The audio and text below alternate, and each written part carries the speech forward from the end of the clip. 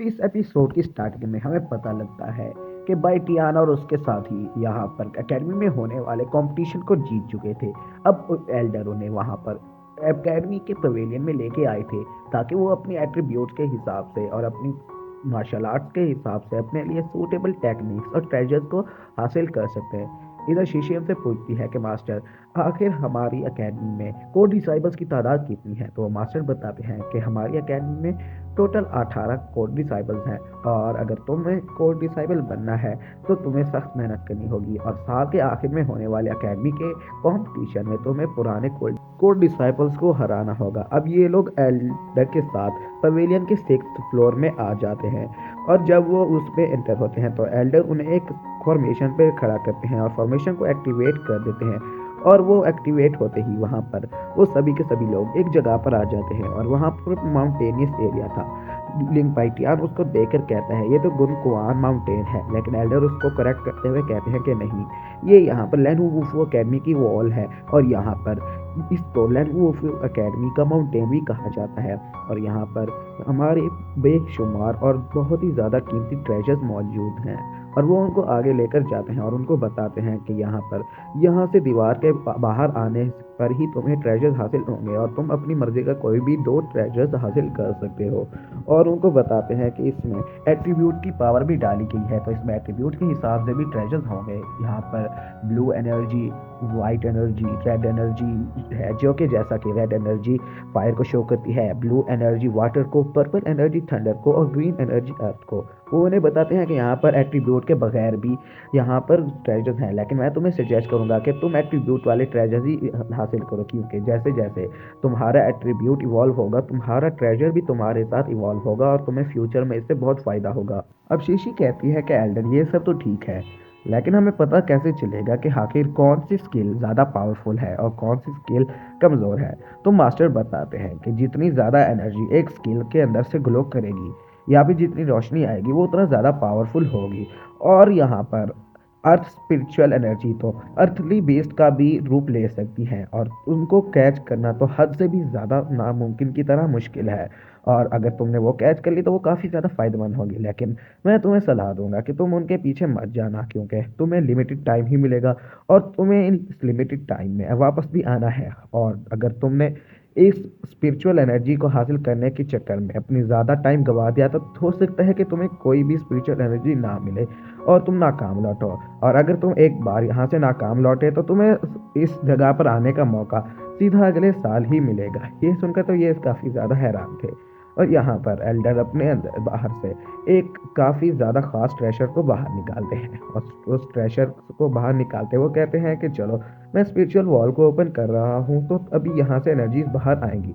यहाँ पर काफ़ी ज़्यादा तेज़ रोशनी आती है जो कि बाइटियान और एल्डर के अलावा सभी को आंखें बंद करनी पड़ जाती हैं। जैसे ही वहाँ पर वो स्पिरिचुअल गेट ओपन होता है तो वहाँ पर सभी एनर्जीज बाहर निकलते हुए आसपास फैलने लगती हैं। और यहाँ पर एल्डर भी थोड़ा पीछे होते हुए अपने डिसाइबल से कहते हैं कि ध्यान रखना और अपने लिए सूटेबल टेक्निक को ही तुम चूज करना।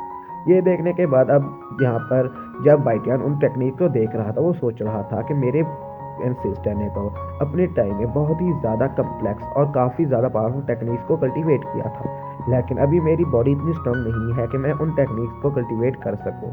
इसलिए मुझे पहले इनिशियल स्टेजेस को क्लियर करना होगा, और एक बार मैं इनिशियल स्टेज क्लियर कर लूँ उसके बाद मैं अपने एंसेस्टर की ही टेक्निक्स को कल्टीवेट करूँगा। उसके बाद हम देखते हैं कि शेनरो ने एक हाई लेवल टेक्निक को देखा था, तो वो उसके पीछे भागने के लिए उसके ऊपर जंप लगा देती है, और उसको पकड़ने के लिए उसके ऊपर जब जाती है तो वो टेक्निक उसके ऊपर ही अटैक कर देती है, जिसकी वजह से वो एक नीचे पत्थर पे आके गिर जाती है। उसको गुस्सा तो काफ़ी आता है लेकिन वो कुछ नहीं कर सकती थी।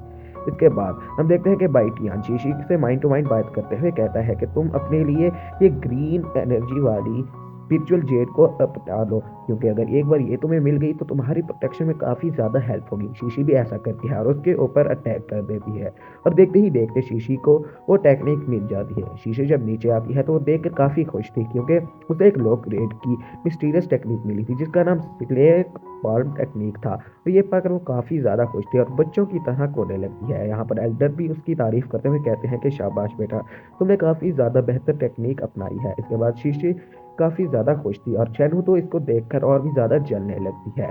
यहाँ पर ना करते हुए मुहान भी उस टेक्निक के ऊपर जंप लगाकर एक हाई लेवल टेक्निक के पीछे पड़ जाता है। लेकिन तभी वहाँ पर बाइटियान को अपने लिए एक वाइट एनर्जी से घिरी हुई एक टेक्निक मिलती है। तो बाइटियान भी उसके ऊपर जंप लगा देता है और देर ना करते हुए वो टेक्निक भी उसे मिल जाती है। हम देखते हैं कि जब वो नीचे आता है तो शीशे उससे पूछती है कि तुम्हें कौन सी टेक्निक मिली है। तो बाइटियान उसे बताता है कि ये एक मिड ग्रेड की मिस्टिक टेक्निक है। और ये देखकर वो तो यहाँ पर शेनरू और भी ज़्यादा जलने लगती है। और तभी देखते ही देखते वहाँ पर अर्थ लेवल की एक स्पिरिट बीस्ट की टेक्निक की एंट्री होती है। और वो स्पिरिट बीस्ट ने दरअसल में एक स्नेक पाइथन का रूप लिया हुआ था और ये काफ़ी ज़्यादा पावरफुल थी। शेनरू इसको हासिल करने के लिए लालच दिखाते हुए उसके ऊपर अटैक कर देती है। लेकिन उसके अटैक्स का तो उस स्पिरिचुअल बीस्ट के ऊपर कोई असर भी नहीं होता। और यहाँ पर मुहान भी पावरफुल अटैक करने के लिए रेडी था और वो अपनी पावर से पावरफुल अटैक्स उसके ऊपर अटैक कर रहा था।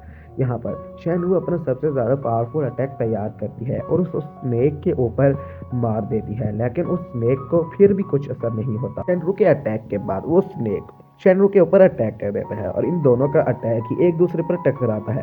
लेकिन शेनरू उस स्नेक के अटैक को ज़्यादा देर तक नहीं झेल पाती और काफ़ी दूर जाकर गिर जाती है और काफ़ी ज़्यादा जख्मी हो चुकी थी। तभी वहाँ पर मुहान भी अपनी अर्थ पावर का इस्तेमाल करते हुए उस स्नेक के ऊपर अटैक करता है। लेकिन उस स्नेक ने भी एक ही अटैक में मुहान को काफ़ी ज़्यादा जख्मी कर दिया था। अब बाइटियान अपना लक ट्रैक करने के लिए उस स्नेक के ऊपर अटैक कर देता है और अटैक करते साथ ही वो भी अपनी एप फॉर्म में आ चुका था और वो अपने एप 20 की पावर का इस्तेमाल कर रहा था और उसने उसके ऊपर अटैक कर दिया था। अब इन दोनों की एनर्जी टकराती है और काफ़ी ज़्यादा पावरफुल एनर्जी इधर उधर उड़ने लगती है। लेकिन देर ना होते ही वहाँ पर वो स्नेक हार जाता है और वो स्नेक खुद ब खुद इरेज होने लगता है और उसके पीछे से एक अर्थ लेवल की टेक्निक बाहर आती है और वो टेक्निक उड़ते हुए बाइटियान के हाथ में खुद ब खुद ही आ जाती है। ये देखकर शीशी बाइटियान के लिए काफ़ी ज़्यादा खुश थी और वो एक्साइटेड होते हुए बाइटियान से पूछती है कि इस टेक्निक का क्या नाम है। जब बाइटियान उसका नाम ब्रोकन हैंड ऑफ स्नेक पिल बताता है तो ये सुनकर तो शेनरू, शीशी और यहाँ तक कि सिक्स एल्डर भी काफ़ी ज़्यादा हैरान थे, क्योंकि broken piece of snake jade काफ़ी ज़्यादा रेयर टेक्निक थी। और यहाँ पर एल्डर बताते हैं कि ये टेक्निक हमारी लेनू वुफू अकेडमी की सबसे पावरफुल टेक्निक में से एक है और ये टॉप 6 में आती है और आज तक लेनू वुफू अकेडमी की हिस्ट्री में इस टेक्निक को कोई भी हासिल नहीं कर पाया। मजीद वो उसे बताते हैं कि लेकिन अगर तुमने ये टेक्निक हासिल कर भी ली है तो ये टेक्निक कल्टीवेट करना और भी ज़्यादा मुश्किल होने वाली है, क्योंकि इसको कल्टीवेट करने के लिए तुम्हें बहुत से दिन और रातें गुजारनी होंगी और तुम्हें इसमें काफ़ी ज़्यादा दिक्कत आएगी। और तभी वो बताते हैं कि अब टाइम थोड़ा है तो बाकी डिसाइबल्स भी जाकर अपने लिए टेक्निक्स हासिल कर लो। ये सुनकर बाकी डिसाइबल्स भी ऐसा ही करते हैं और वहाँ से चले जाते हैं। बाइडियान भी नीचे बैठ जाता है और तभी वहाँ पर शीशी भी अपने लिए एक और लो टीयर की टेक्निक हासिल करके आ चुकी थी। और तक शीशी के साथ साथ वहाँ पर शेनरू भी पहुँच चुकी थी, लेकिन वो ज़्यादा खुश नज़र नहीं आ रही थी और उसका मुंह उदास था। शेनरू गुस्से से कहती है कि मुझे ये लो लेवल की बेकार सी टेक्निक भी मिली है और वुहान का भी यही हाल था। वुहान को भी क्योंकि एक स्पिरिट लेवल की लो टीयर की टेक्निक मिली थी और ये टेक्निक ये लोग मार्केट से भी आसानी से खरीद सकते थे। अब यहाँ पर इधर वो जब जाने लगते हैं तो वहाँ पर मास्टर उन्हें रोक देते हैं और एल्डर्स बताते हैं कि अब टाइम ओवर हो चुका है और टाइम ओवर होने की वजह से वो टेक्निक भी अंदर चली जाती है।